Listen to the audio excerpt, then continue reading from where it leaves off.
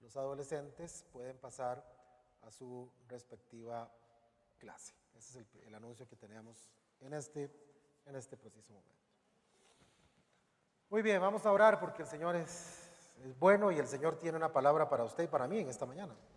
Así funciona Dios. Dios es, a través de su palabra, habla al corazón y a la mente de cada uno de nosotros de forma individual y de forma absolutamente personal. Es impresionante, ahí está el milagro. Por eso es que la Biblia no es un libro como cualquier otro, ¿no? Y la palabra de Dios no es un texto simplemente, porque precisamente Dios utiliza esas palabras para llegar al corazón y a la mente de las necesidades específicas de cada uno de nosotros. Y ahí es donde Dios, a través del Espíritu Santo que reina en nosotros, hace el milagro de comunicar el mensaje de Dios para cada uno de ustedes y para mí. Así que vamos a orar para que Dios realmente ponga palabras adecuadas para su corazón y su mente en esta mañana.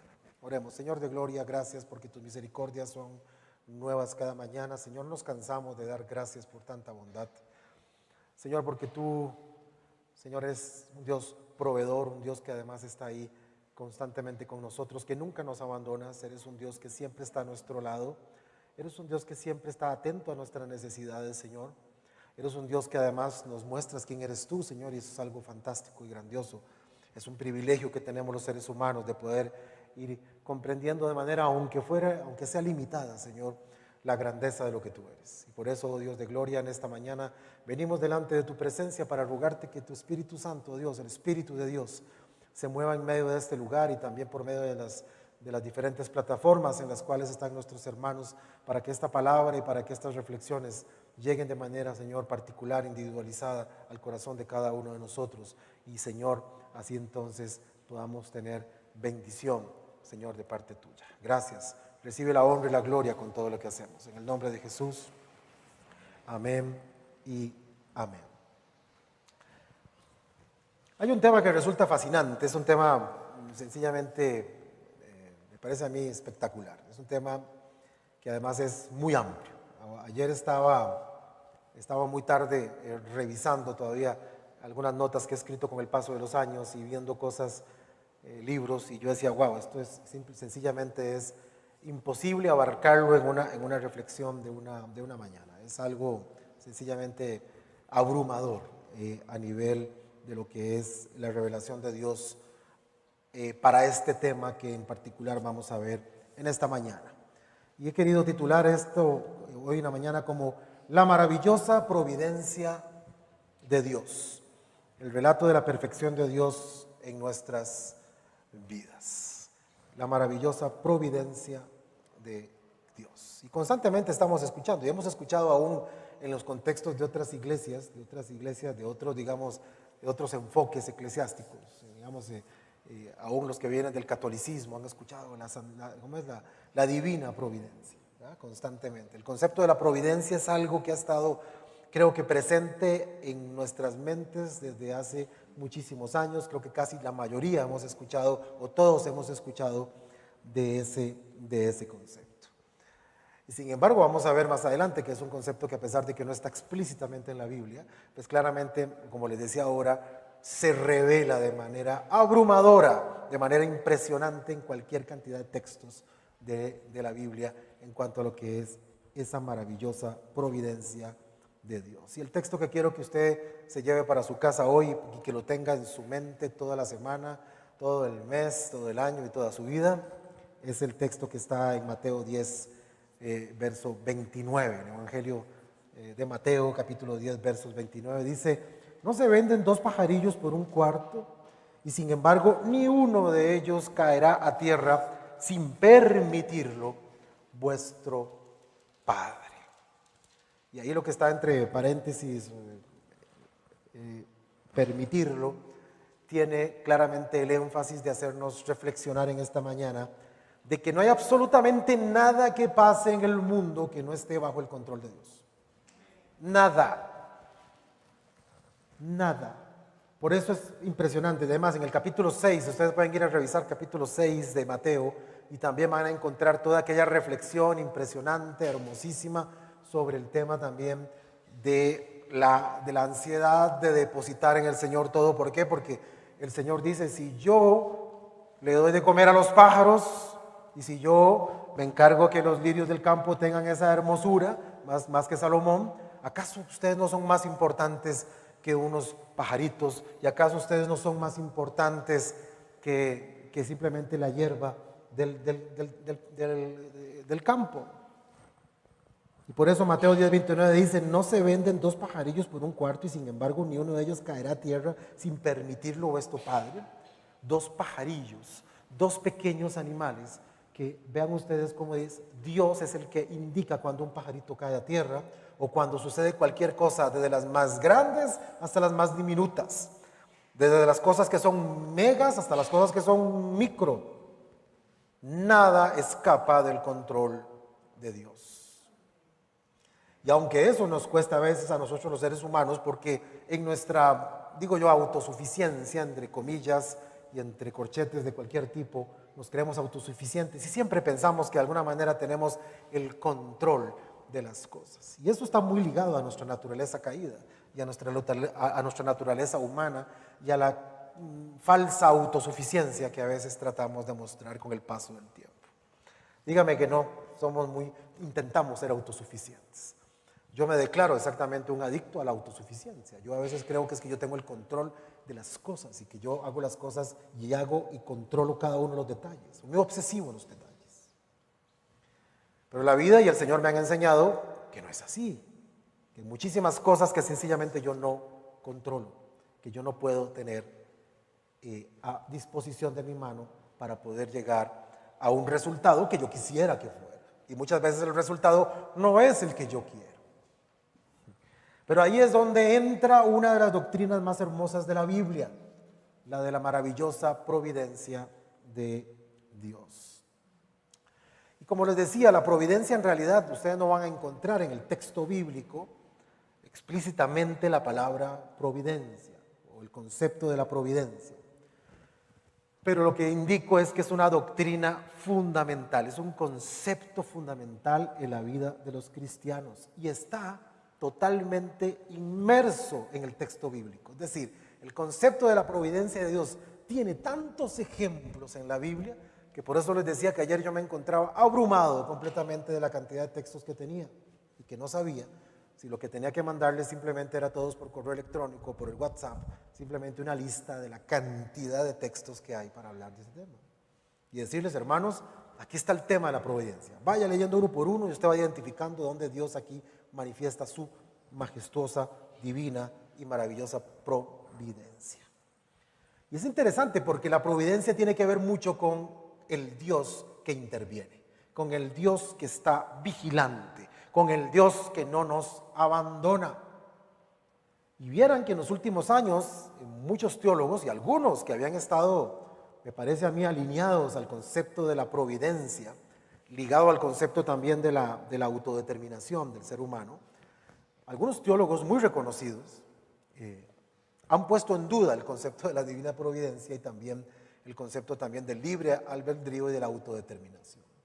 Porque para algunos teólogos, insisto, algunos que eran conservadores pero que siento que ahora se han vuelto liberales en algunas cuestiones, muy interesante.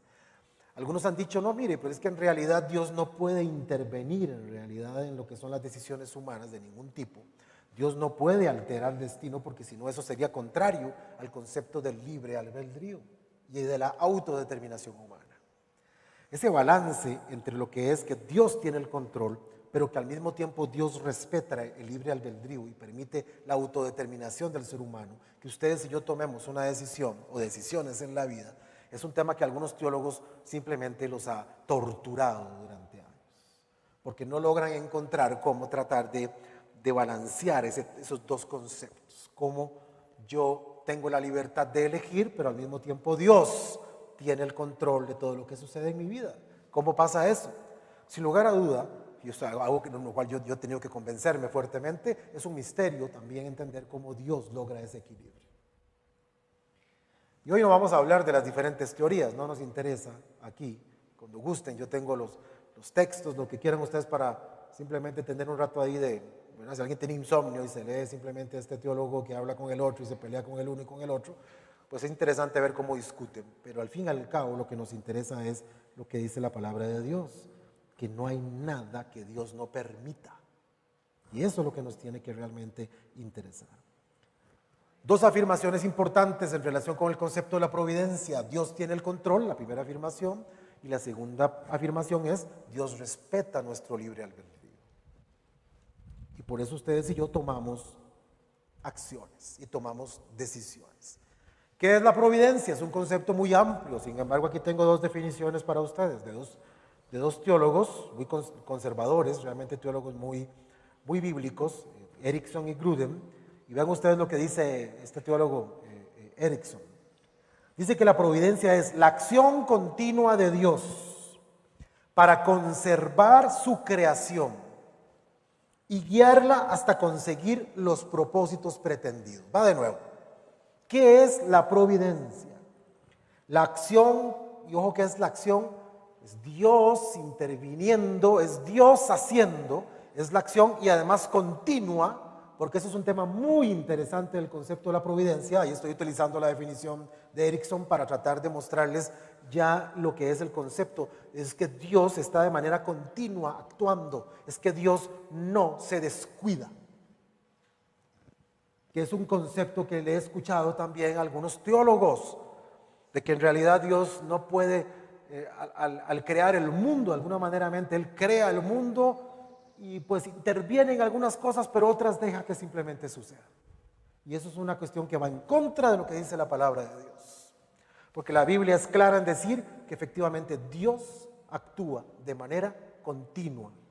Y dice, para conservar. Vamos a ver que es un concepto muy fundamental de la providencia. Para conservar su creación y además dice para guiarla. Esos dos conceptos son fundamentales en la providencia. Conservación y guía o gobierno, como se le dice también por algunos teólogos. Dice hasta conseguir los propósitos pretendidos. Eso dice Erickson, en la página 408 de su libro sobre teología sistemática. Otro teólogo, Grudem, dice, Dios interviene en todas las cosas creadas, de tal manera que Él, Dios, número uno, dice, Él las mantiene existiendo y conservando las propiedades con las que la creó. Dos, coopera con las cosas creadas en toda acción y dirige las propiedades que las distinguen para hacerles que actúen como actúan. Y tres, las dirige para que cumplan los propósitos que Él les asignó. Son tres características, tres elementos que conforman el concepto de la providencia. ¿Y cuál es la importancia de este concepto de la providencia en nuestras vidas, hermanos? Insisto, a pesar de que estamos en escuela dominical, y me acuerdo que la escuela dominical es para discutir y ahondar sobre temas, ¿no? Es para estudiar la Biblia y es para también estudiar conceptos que son fundamentales. Nuestra idea hoy no es realmente llegar a profundizar en el concepto de la providencia. Es muy largo esto. Es más, esto merecería, diré yo, una serie de sermones o una serie de charlas sobre lo que es realmente la providencia. Pero ¿cuál es la importancia para la vida del cristiano? Varias cosas, y las pongo ahí. Es que ustedes y yo podamos tener, teniendo claro el concepto de la providencia de Dios, podamos tener la seguridad de que Dios está, número uno, presente. No hablamos de un Dios ausente. Nuestro Dios no es un Dios ausente. Dios está presente, está aquí. En medio de la alabanza, en medio del pueblo de Dios, donde hay dos o tres, ahí está el Señor. Y aun cuando yo estoy solo en mi cuarto, cuando estoy yo solo ahí en el momento de la meditación, en el momento más inhóspito de la vida, ahí está el Señor. El Señor está en el hospital con muchas personas, ahí está acompañándoles. El Señor está ahorita estaba viendo un reportaje hoy en la mañana de los indocumentados, la gente que está, los mojados que llaman, que están cruzando la frontera entre México y los Estados Unidos en una situación sencillamente inhumana y terrible. Y ahí está Dios en medio de esas personas. Tenemos a un Dios presente. Pero no solamente un Dios presente, la providencia lo que nos dice es que además es un Dios activo. Es un Dios activo, que actúa en nuestras vidas. Entonces, siempre que piensen en providencia, piensen en eso. Dios, yo tengo la seguridad de que Dios está presente y que está actuando. Presente y actuando. Y por lo tanto, ustedes y yo estamos al cuidado de Dios. Dios nos cuida. La cantidad de textos que hay en la Biblia es enorme para decir que Dios nos cuida. Y por lo tanto, como pongo ahí, podemos afrontar con confianza el futuro, que es una de las cosas que más nos atormentan a los seres humanos. No, dígame que no. Nos atormenta el pasado con las cosas que ya sucedieron y wow, todo lo que, las consecuencias, todo lo que puede haber. Pero el futuro al ser humano siempre lo atormenta. ¿Y sí? ¿Y qué? ¿Qué pasará? ¿Qué?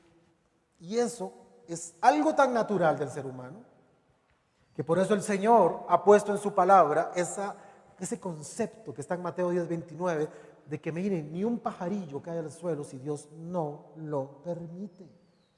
Y el Señor utiliza un concepto que además, el concepto ahí que se maneja de unos pajarillos es tal vez el animal de menor valor, la cosa más diminuta. Hablando del concepto que estaba relacionado con las ofrendas, ¿no? Había toda una escala de ofrendas, pero si yo era la persona más pobre del mundo, lo que yo podía hacer era presentar un par de pajaritos. Eso era la ofrenda, pero de la gente más así, lo más pobre. Y Dios dice, aún esa ofrenda no cae al suelo y no es prestada para un sacrificio si Dios no lo permite. Punto. Dios tiene un control absoluto de todo lo que nos pasa. Y eso hace que nosotros, por eso los cristianos, no creemos en la casualidad.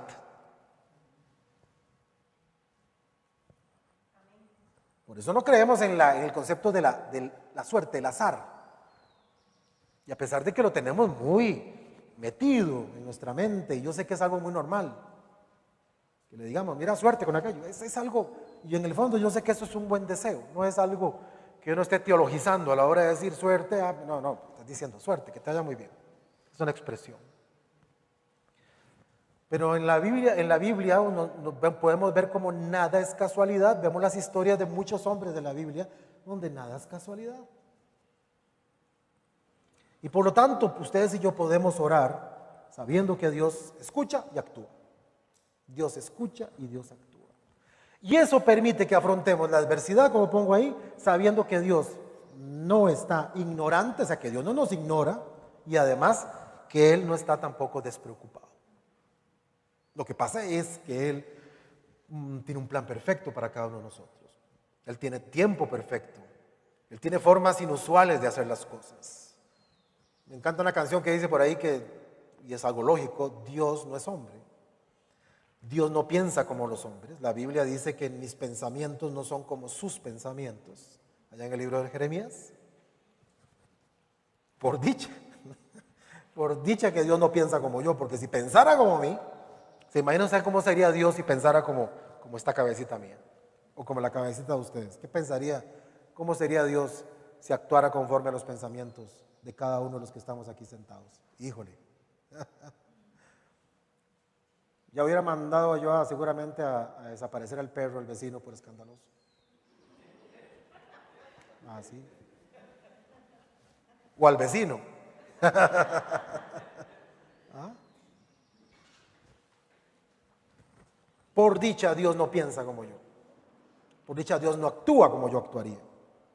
Y Dios, yo siempre he dicho, Dios tiene en su omnisciencia, Él tiene ese panorama tan eterno, tan amplio. Es que Dios no está limitado ni por la materia, Dios no está limitado por el tiempo. El tiempo en realidad es un concepto, es una creación, es una forma que hemos definido para hablar de eso que no logramos ni entender. Dios nunca está limitado por esas cosas. Y por suerte, y por eso entonces ustedes y yo podemos afrontar la adversidad sabiendo que Dios no está ni ignorándonos, ni que está despreocupado. A pesar de que en muchas ocasiones el silencio de Dios nos inquieta demasiado. Porque Dios guarda silencios a veces tremendos, tremendos. A veces yo quisiera que Dios estuviera de manera oportuna, rápida y según yo eficiente contestando a mis inquietudes. Porque además tengo el descaro muchas veces de pedirle a Dios que me conteste conforme a mi solicitud, como si yo fuera el que mando en esto. Y yo siento que el Señor seguramente debe tener un muy buen humor habrá momentos en los cuales yo también en la Biblia ves cuando Dios pierde los estribos, porque el ser humano tiene una capacidad impresionante de hacer perder los estribos a Dios, ¿verdad? Porque dice, no, es que esta criatura, yo a veces siento que Dios dice, no, es que yo de verdad los amo tanto que he hecho todo por ellos, porque esta gente es dura, duros de cerviz, diría la palabra cuando hablaba de Israel. Y por cierto que Israel es uno de los ejemplos más grandes de lo que es la providencia de Dios.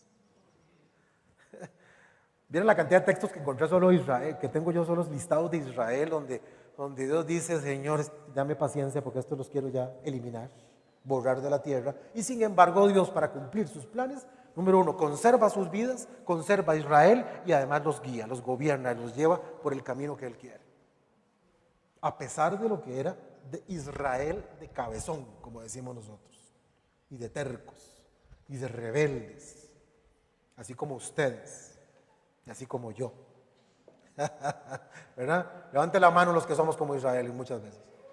Dígame que no. Somos gente a veces muy complicada.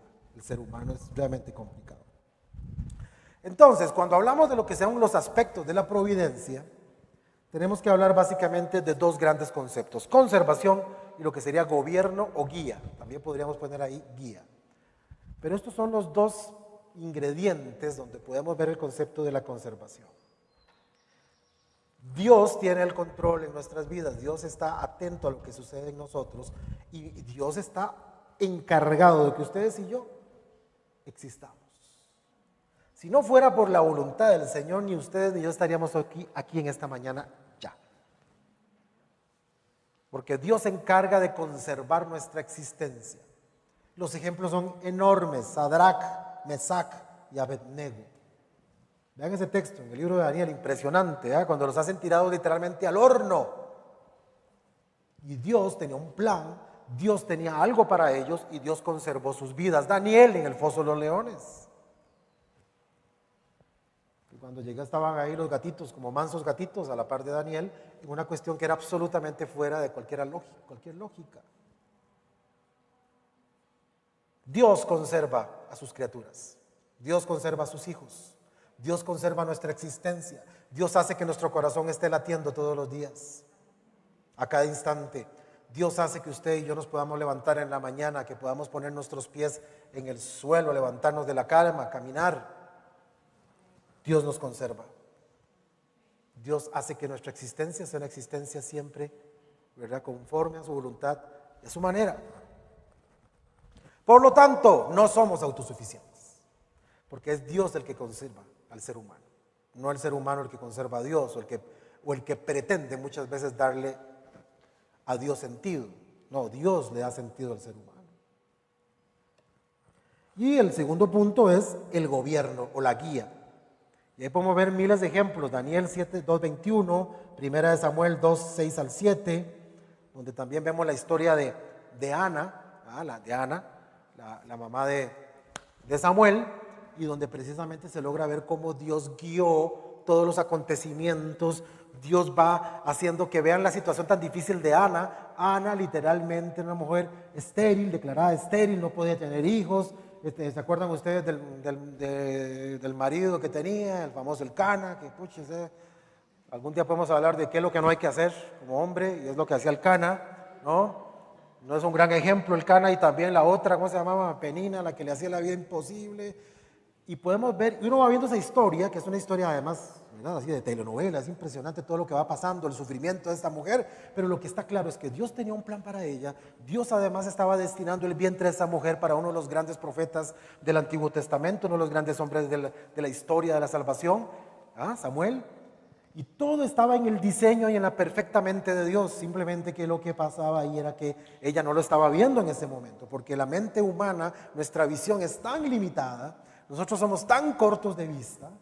Y por eso me encanta cuando Job dice: bueno, ahora sí te logro ver, ahora sí logro entender. ¿Por qué? Porque nuestra mentalidad humana, con nuestros prejuicios, con nuestras limitantes, no logra ver la grandeza y lo espectacular que es Dios y cómo Él gobierna cada una de las cosas que suceden en nuestras vidas. No lo logramos ver.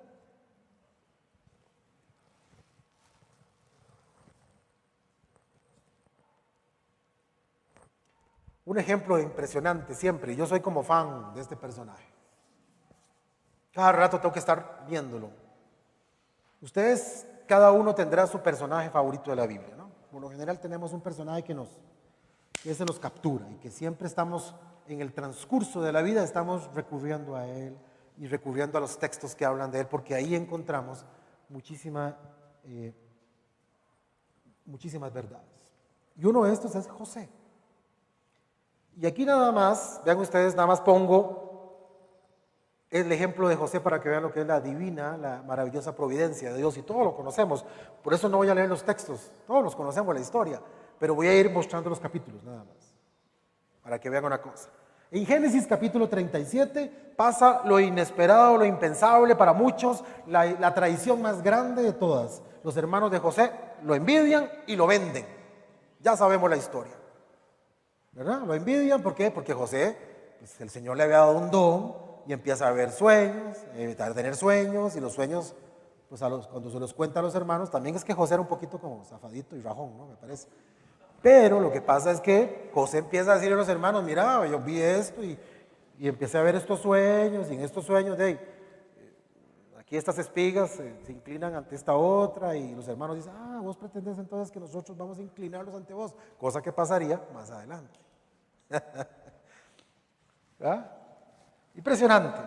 Pero bueno, se llenan de envidia y hacen algo impensable. Es más, lo que realmente pensaban matarlo. Ustedes leen el capítulo 37, lo que querían era matarlo. ¿Ven ustedes a lo que llegaron esos niveles de celos y de envidia de la mala? Que querían matarlo. Nada más que por ahí metió las manos, creo que fue Rubén o alguno de los hermanos, y dijo, no, mira, no lo matamos, vendámoslo. Algo más suavecito, no hay que matarlo, ahí lo vendemos. Y lo vendieron. Capítulo 39, Génesis 39, José ya vendido en Egipto como esclavo, entra en la casa de Potifar, y ya todos nos conocemos la escena con la esposa de Potifar. ¿Y qué pasa? Como dirían a Tres Patines, o como diría Tres Patines, a la reja. ¿Ah? ¿Cuántos han escuchado Tres Patines? La mayoría, ¿no? Espero. Los más jóvenes tal vez no. Pero ahora están ahí en Spotify, los pueden encontrar en la tremenda corte. Yo parezco tontico riéndome en el carro solo por la calle, porque yo lo pongo y me muero la risa, porque para mí es de las cosas más divertidas que hay en la comedia de este comediante cubano, ¿no? Buenísimo. Entonces Tres Patines siempre cuando ya decían, bueno, y José Candelario Tres Patines, y él decía de una vez, a la reja. De una vez. Bueno, al pobre José, de manera injusta, ustedes saben, lo condenan y lo mandan de una vez a la cárcel. Pero a mí me impresiona, y ahí sí quise nada más hacer un extracto de ese verso 21 del capítulo 39 de Génesis, porque a pesar de que es vendido por sus hermanos, casi lo matan, lo tiraron a una cisterna, lo venden, viaja hasta Egipto como un esclavo, y pasa lo que pasa con la esposa de Potifar, y termina en la cárcel. El versículo 21 del capítulo 39 dice, pero Jehová estaba con José y le extendió su misericordia. Ese texto me fascina. Lo tengo por ahí siempre en fondos de pantalla a veces, o lo tengo presente. Pero Jehová estaba con José. Yo quiero que usted en esta mañana pueda decir, pero Jehová está conmigo. Y ponga su nombre ahí. Y el Señor está conmigo y me extiende su misericordia. Créalo, creámoslo.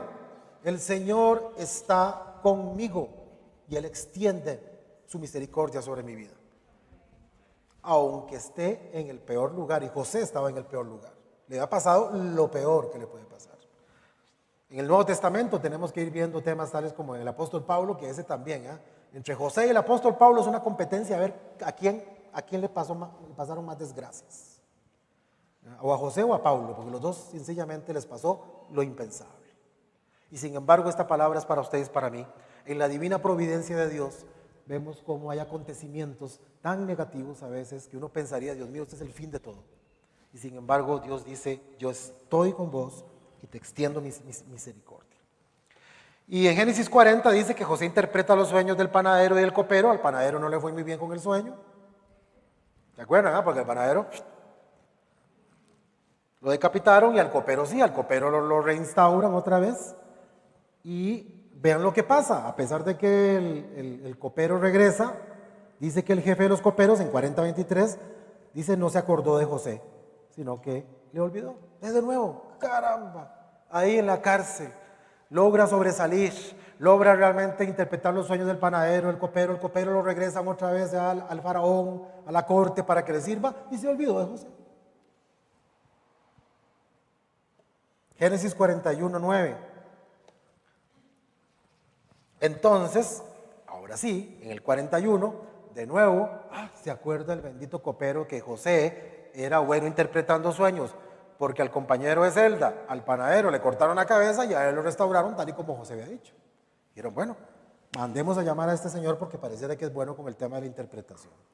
En el 41:14 dice, entonces Faraón envió y llamó a José y lo sacaron apresuradamente de la cárcel y se afeitó, andaba muy mechudo así como Marco. Y eso es envidia, Marco, porque si yo pudiera andaría igual, ¿no sabes? Ya. Okay. Y mudó sus vestidos, dice. Y se convierte en el 41:40, pasa de la cárcel a gobernador de Egipto. Es que vean ustedes la montaña rusa de lo que va sucediendo en la vida de José. Y lo que hace José es también tener la profecía sobre la abundancia y la hambruna.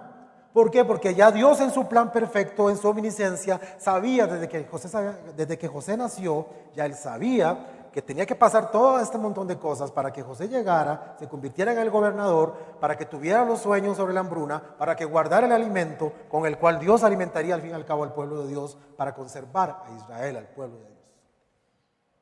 Es que Dios es perfecto, es impresionante.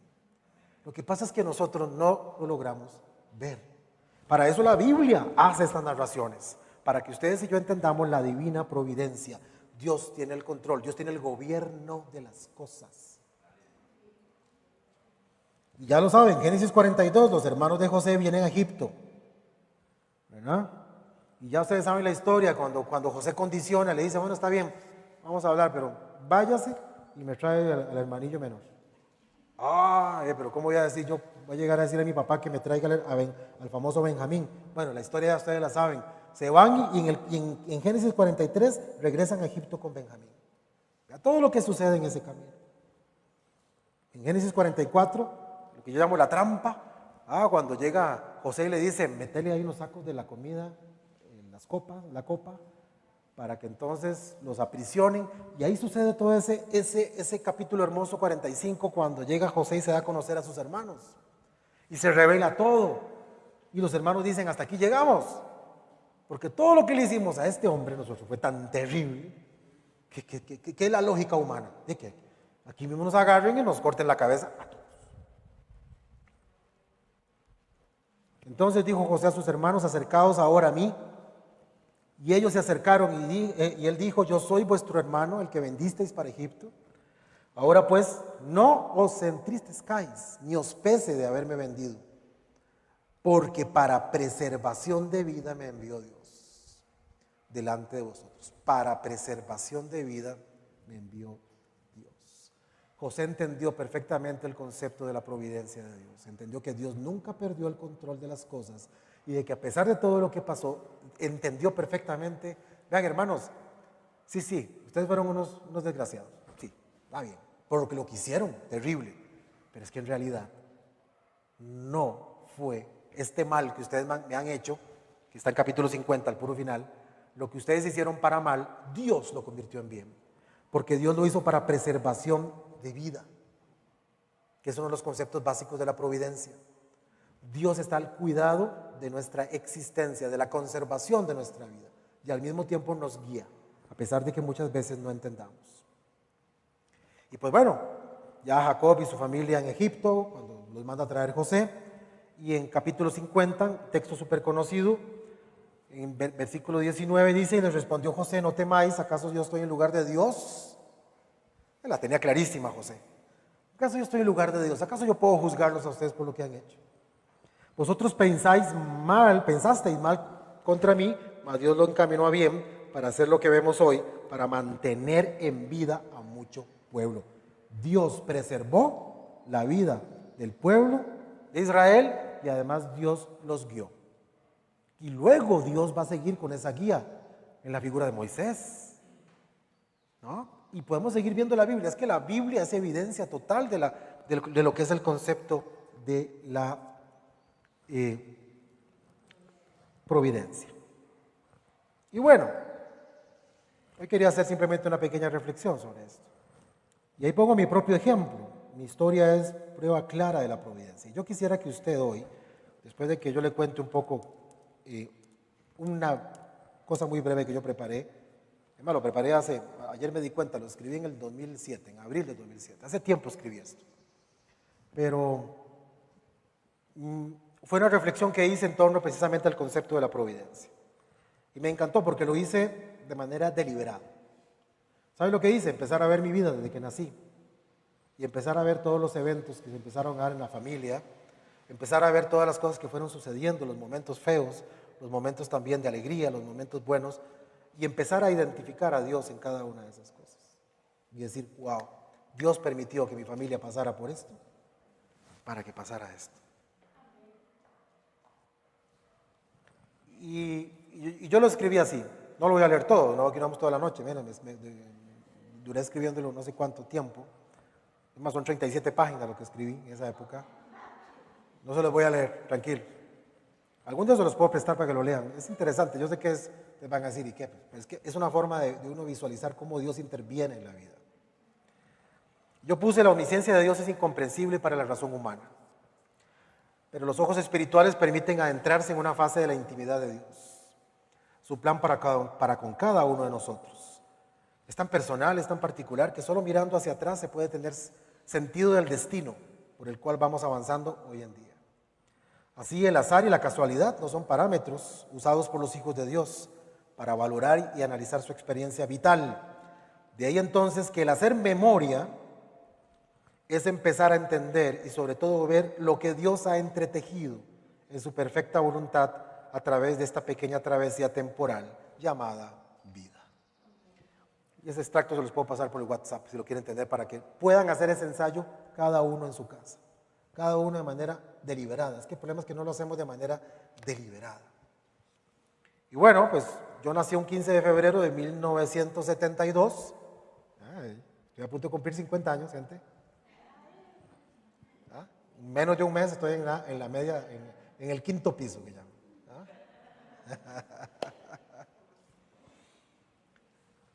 Y puse aquí, nací en el tercer piso del Hospital San Juan de Dios. Ahí fue donde yo nací, en el tercer piso, donde estaba la maternidad, o creo que donde está todavía la maternidad de San Juan. Ahí está.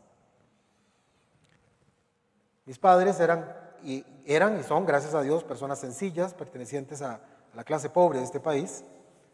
Y pues en ese sentido, pues allá claro que soy el mayor de 3 hermanos. Aquí está Vivi, la más chiquitilla. ¿Verdad? Y por eso mi infancia representó el inicio del proyecto de vida de mis padres. Pongo ahí, ¿verdad? Y yo pongo aquí, fuimos una familia pobre, muy pobre. Puro piso de tierra, aunque mis hijas ahora dicen que ya no, que se me quitó el piso de tierra. Yo no sé. Pues bien, cuando mis padres rentaron un cuarto en la ciudad de Tres Ríos, provincia de Cartago, tenía una sola cama donde dormíamos los 3. Lo que tenían mis papás no era una cocina, tenía lo que se llamaba un anafre. ¿Saben? ¿Se acuerdan con un anafre? Que era esa pequeña cocina como de carbón, ¿no? Muy usada, creo que en la parte de Guanacaste todavía se usa bastante. Y pues la casa, el baño estaba afuera, era un baño de aquellos de hueco, ¿no? ¿Se acuerdan? Los que vieron baños de hueco. Y la casa estaba con aberturas de las paredes y el piso era de tierra, literalmente. El piso, mi mamá dice que literalmente yo no sé cómo hacía mi mamá para sacarle brillo a la tierra. No tengo la menor idea, porque la tierra se compacta tanto, se hace tan dura la tierra, que literalmente le pueden sacar brillo. Así que la casa estaba limpia aunque fuera el piso de tierra, ¿no? Y pues, aquí pongo, mi papá en aquel momento, un hombre joven de 27 años que iniciaba su oficio de construcción, era músico, ganaba muy poco, con lo que a duras penas podíamos sobrevivir. Pero ahí empiezo a seguir contando cómo, en realidad, a pesar de mi origen tan sencillo, y de cómo Dios empezó a mover las piezas de una manera muy impresionante, ¿verdad? Al punto que, para resumirlo, uno de los puntos centrales era que Dios en aquel momento no era el centro familiar. O sea, Dios no era el que estaba gobernando la vida de mis padres. Mi madre era evangélica, pero mi papá realmente era católico, ¿no? Era nominal. Mi papá en realidad, como él mismo dijo en un momento, no era ni chicha ni limonada, era católico, pero sí estaba en el contexto de una familia muy católica, profundamente católica, al punto que luego con los años, cuando mi papá se convierte, eso provocó realmente todo un revuelo a nivel de la familia. Las familias antes, hace algunos años, creo que todavía, pero yo creo que antes era todavía más, reaccionaban de manera muy intensa al tema de cuando alguien, como decías antes, se volcaba, ¿verdad? Ese concepto de volcar, ¿verdad? No sé por qué, pero era irse al otro lado. Y para no cansarlos con el cuento, pues cuando Dios inicia el cambio es cuando precisamente mis papás me llevaban a Turrialba, donde estaba mi abuela materna, ¿verdad? Y mi abuela materna realmente yo la identifiqué en uno de los puntos que aquí toco como uno de los puntos neurálgicos de cómo Dios empezó a cambiar la vida de mi familia. Dios usó la vida de mi abuela, Josefina Hernández Miranda, que está ahorita en la presencia del Señor, ¿verdad? Gozando de las delicias del Señor.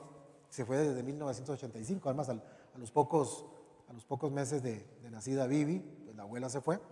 Y recuerdo que la abuela quería mucho a mi papá, y la vieja era muy intensa con mi papá, con el tema de la Biblia, y empezó a darle. Yo con mi papá estaba hasta aquí ya de mi abuela, porque le hablaba y le hablaba y le hablaba y le hablaba de la Biblia, y hasta le regaló una Biblia. Y mi abuela era una mujer de un carácter fuerte, amorosa, pero muy firme, y le hablaba a mi papá y le hablaba a mi papá y le hablaba a mi papá.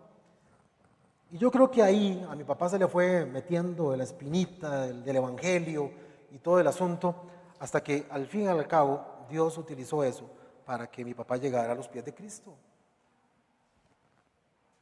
Y pues bueno, esa historia, lo que les trato de contar, y faltan muchísimos detalles obviamente, pero lo que muestra es cómo, a pesar de que teníamos circunstancias un tanto difíciles, Dios utiliza a la abuela da el mensaje, mi papá se convierte, hay mucha dificultad a lo interno de la familia de mi papá porque rechaza completamente el hecho que haya un evangélico, era un tema escandaloso y problemático en aquella época, que con el paso de los años eso terminó siendo un problema en el cual, imagínense ustedes que mi abuela, que le había hecho una donación a mi papá de un terreno donde construyó su casa, pues mis tíos, al fin y al cabo, una tía mía dijo, no, ahora vamos a echar a mi papá de ahí. ¿Vieron ustedes todo el pleito que se armó? Terrible. Pero qué increíble, ahora yo me pongo a ver que Dios utilizó esa circunstancia difícil por el hecho de que había nacido desde muchos años atrás, la utilizó precisamente para que mis papás pudieran adquirir un terreno y construir una casa. Si eso no hubiera pasado, mis papás no hacen eso, y Dios lo usó, providencia. Y además también fue en el contexto de que yo pudiera nacer en un hogar cristiano, ¿verdad? Y empezar poco a poco a conocer lo que era la palabra de Dios. Y acepté a Jesús a los 11 años. Y ahí empiezo a hablar de mi primer ministerio, del primer amor, músico de iglesia, ya por el 1980 y algo. ¿Ya? Y todavía, gracias a Dios, puedo seguir siendo músico en la iglesia. Eso para mí es, ustedes no saben lo que yo siento, es para mí lo mejor. ¿Ya? O sea, el día que me digan, ya no puede más, caramba, ahí se me va todo, porque es de las cosas que más satisfacción le pueden traer a uno.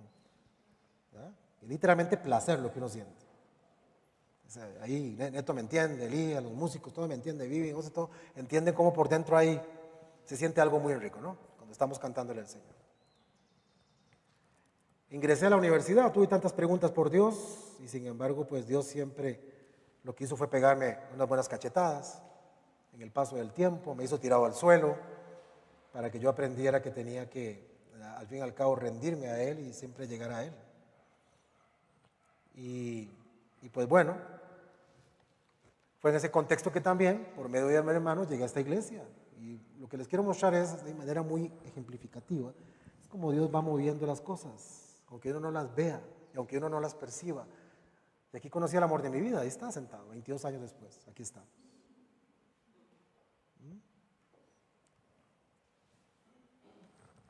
Y ahí sigo la historia, no la voy a contar. es demasiado larga. Pero me gustaría que ustedes hicieran el ejercicio en sus casas de escribir. Yo sé que tal vez a muchos no dicen, no voy a ponerme a escribir. Escriban. Porque el escribir lo obliga a uno como a pensar más las cosas e irlas poniendo en cierto orden. Yo les voy a pedir que ustedes vayan colocando ahí en esa línea del tiempo los eventos, las personas importantes, las cosas que fueron pasando, que de momento ahora, en aquel momento no tenían sentido.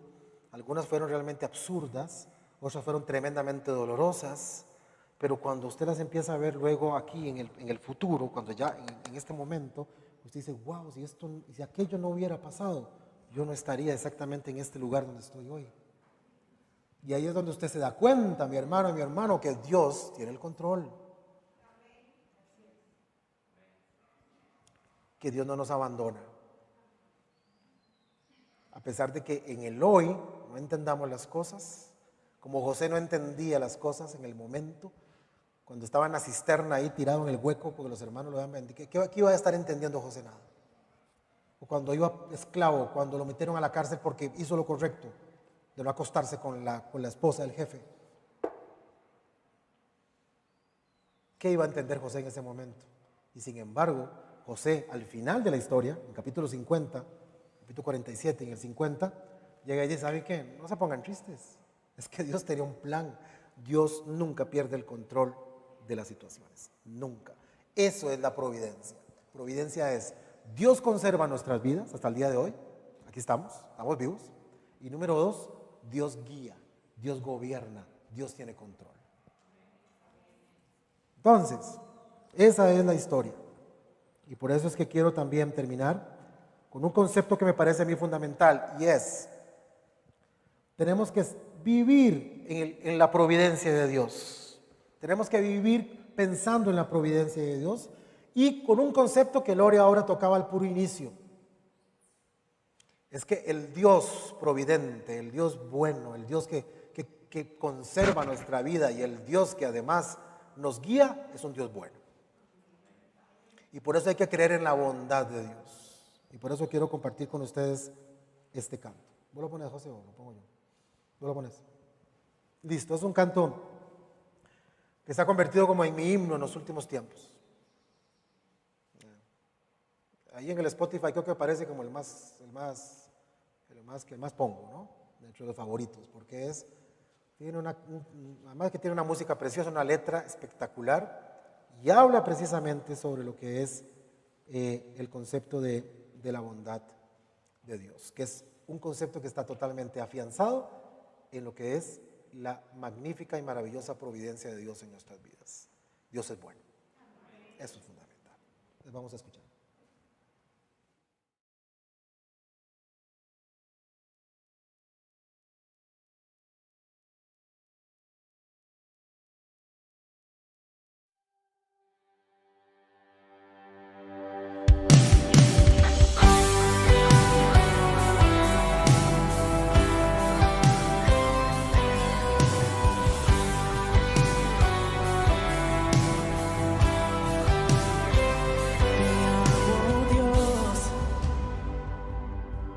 Tu amor nunca me falla, mi existir en tus manos está. Desde el momento en que despierto hasta el anochecer, yo cantaré de la bondad de Dios.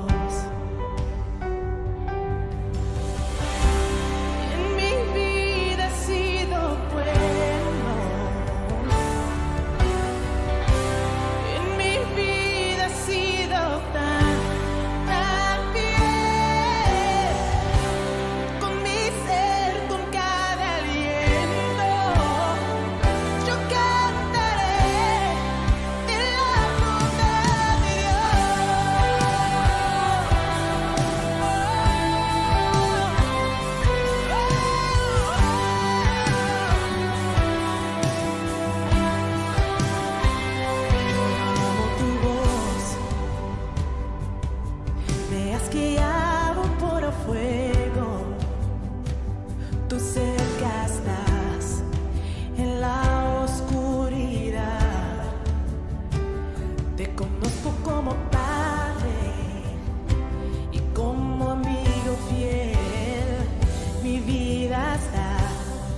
en la bondad de Dios.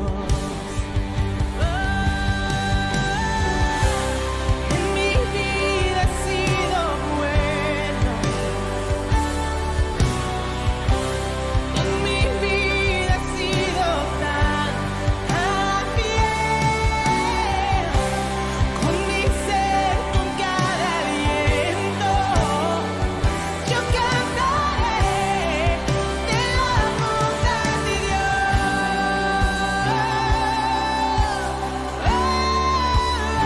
la bondad de Dios. Yo cantaré,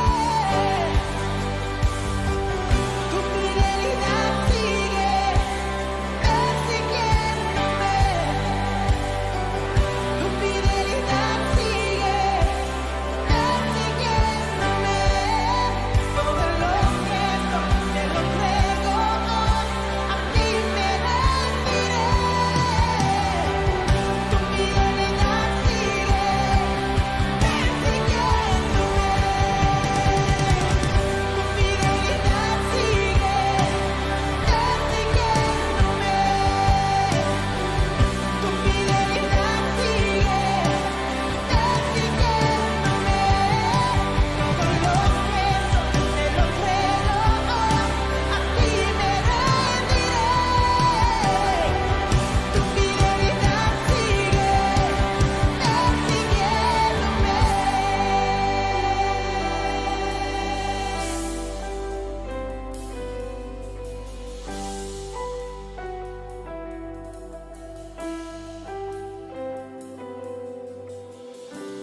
En mi vida ha sido bueno, en mi vida ha sido tan fiel, con mi ser, con cada aliento, yo cantaré de la bondad de Dios. En mi vida ha sido bueno, en mi vida ha sido tan fiel, con mi ser, con cada aliento, yo cantaré.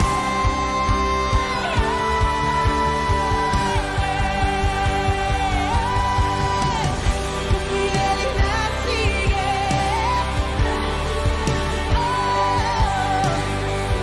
tu fidelidad sigue persiguiéndome.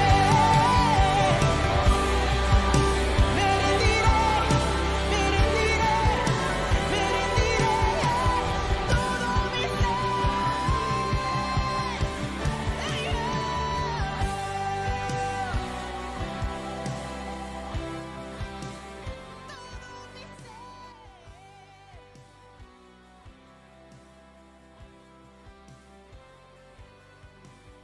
Que eres bueno, Señor.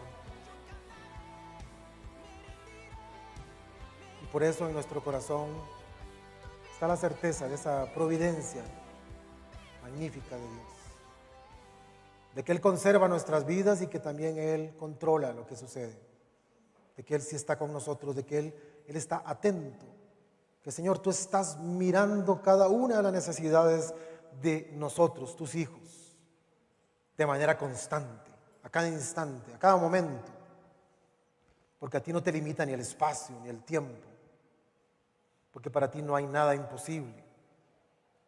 Y por eso, oh Dios, en esa providencia confiamos, en esa promesa que tu palabra nos da constantemente al mostrarnos tan pequeños y mostrarte a ti tan enorme, tan grande. Y por eso, oh Dios, descansamos en tu fidelidad, descansamos en tu bondad, para encontrar, Señor, consuelo, alivio, esperanza, fortaleza ante la vida.